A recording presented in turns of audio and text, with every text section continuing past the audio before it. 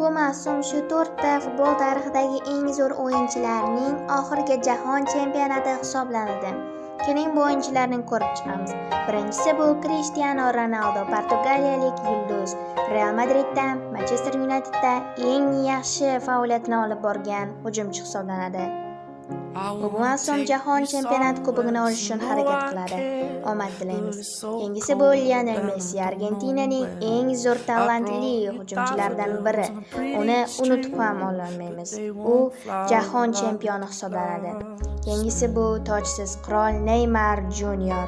Talanti bilan Braziliyani xursand qilgan bu o'yinchi oxirgi jahon chempionatini o'tkazadi. Oxirgisi esa bu Luka Modric. Real Madridda ajoyib faoliyatlarni olib borgan. Keyinchalik esa hozirda Milanda to'p surib kelayotgan bu hujumchi jahon chempionatidan so'ng faoliyatini yakunlashini aytib o'tdi. Bu 4 tala o'yinchilarga ham omad tilaymiz. Ular hech qachon futbol tarixida, xotiralarda esdan chiqmaydi. Ular futbol tarixining eng zo'r o'yinchilari bo'lib qolaveradi.